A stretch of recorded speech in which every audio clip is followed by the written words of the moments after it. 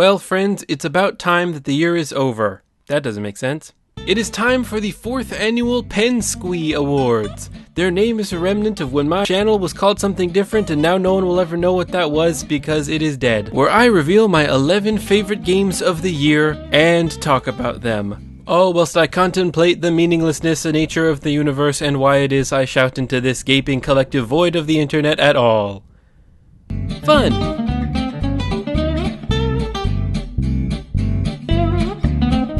COD EU surprised me. From the very first trailer, this game filled me with an overwhelming feeling of apathy. I even rolled my eyes over the first couple of missions, as stern military such-and-sos gave each other serious looks whilst muttering about honor and the burden of command. Therefore, it was a special moment when I noticed myself start to care about my sullen crew of hardened soldiers and weirdly relatable robot companion Ethan. By the time the credits rolled on the 6-some-odd hours campaign, I was unable to hold back a single masculine tear from rolling down my stubble-laden cheek. It's a hard-fought tale of conviction, belief, and sacrifice in the name of the greater good.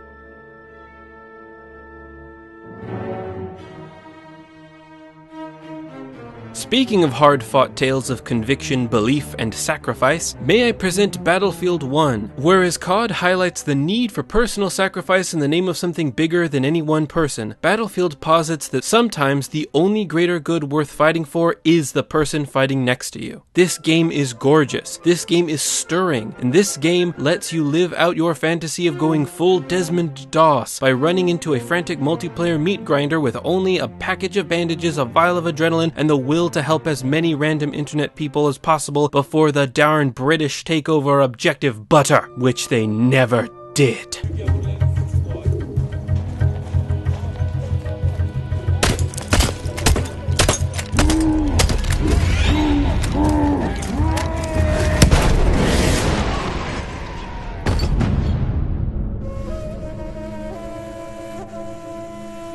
Gears of War 4 is like The Force Awakens, but for Gears franchise. This is a completely original opinion that I have not heard approximately 342 times. And now we've got drones! Clear them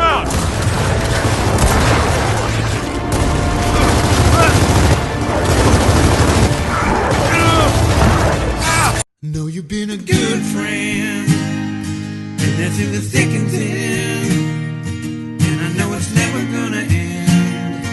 Oh no, you got Dark Souls in my Castlevania!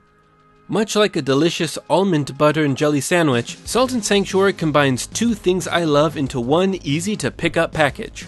SAS offers a unique and enriching tale that's what I have written. Enriching tale of a lost sailor who does something I didn't understand and then jumps through the ocean. With simple yet satisfying combat and a world and systems just as intriguing as the ones that inspired it, Ol Salty is a great reminder of what artists can accomplish when they take inspiration and just start running.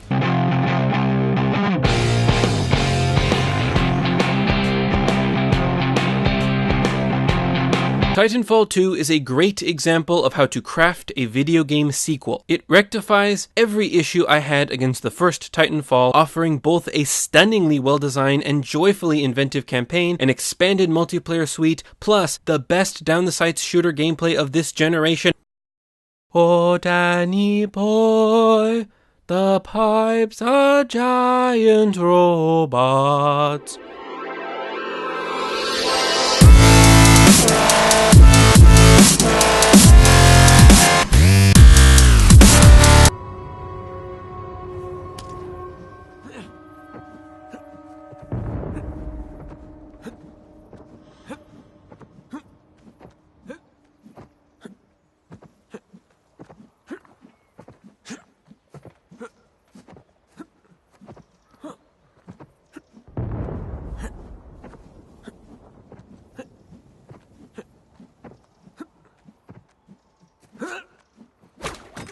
Got it.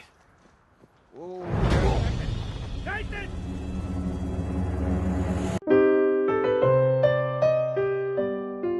Hey, cats left at home by their owners and accidentally found this page by running on your keyboard? I have a confession. Battleborn isn't that great. Its animations are clunky, its combat is repetitive, and its unlock system does not make sense and actually hurts the overall experience. But for about a month after release, when you could still find a match, I, my brother, and a collection of loose online acquaintances wrecked shop against the horde of those who wished to challenge us. It is and was the most fun I'd had in an online game since I was a dumb kid in Halo 3's clusterfuck of nonsense, and I will cherish it for the rest of my days. Let's pour one out for old Battleborn. Shine on, you crazy diamond. Shane and Oryx for life! What do you think about that lack of self-confidence? You're a failure! I know.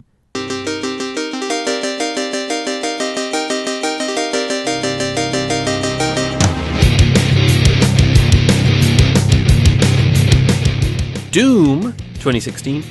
The feel of the shooting is as snappy as a kettle chip, and the world is fleshed out with a level of detail that is wholly unnecessary.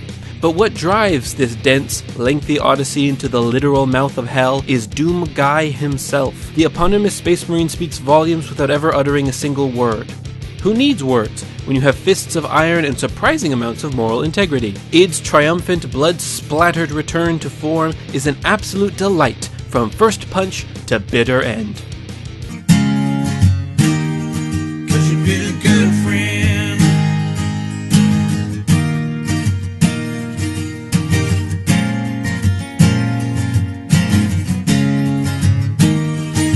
Dark Souls 3 is much like Dark Souls, only far more 3.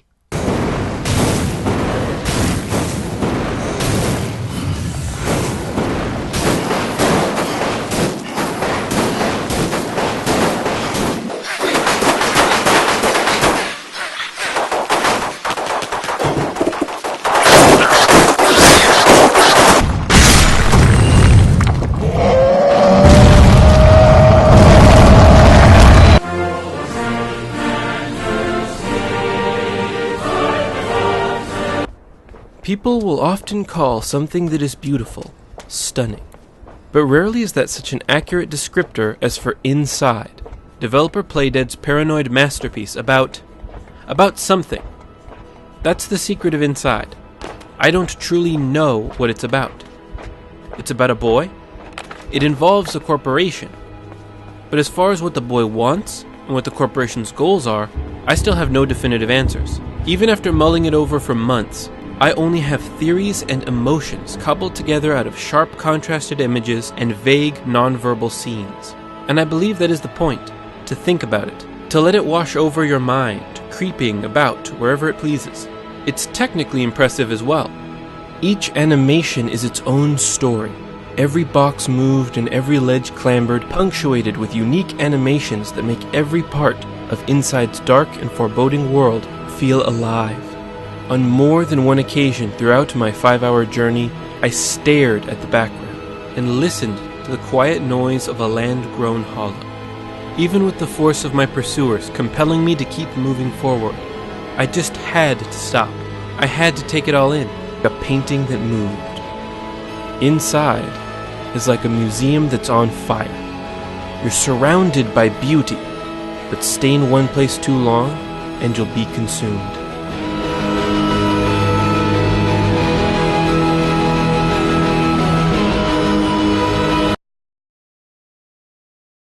When the last moon rides over the sullen horizon, who will be left standing? Is it the fighters, the lovers, the cruel? What is taken from us in our darkest hour, and what will we do to survive? I don't know the answers to these questions. And luckily, I don't need to, because Forza Horizon 3 is about cars. I surprised myself when I was deciding which game would be this year's number one. For a while I wavered between Inside and Doom, then Dark Souls and Titanfall. But one thought kept leaping back to mind. Why not Forza? Eventually I had no choice. And no more fun with any other game on this list. Forza Horizon 3 is a triumph in every sense of the word. It packs the soul of arcade classics with the feeling and controls of a serious simulation. It has the spirit of a car-loving falcon with nerves of steel and a head for quality handling. Every system feeds beautifully into the others, and the number and quality of the cars is unparalleled. FH3 is the most fun that you can have in a car without being in a car, and sometimes more so. Well, I mean, all things considered, that went pretty well. Yeah. never succeed in life. You are a